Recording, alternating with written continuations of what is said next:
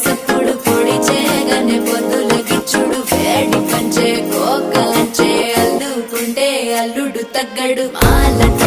మంతరు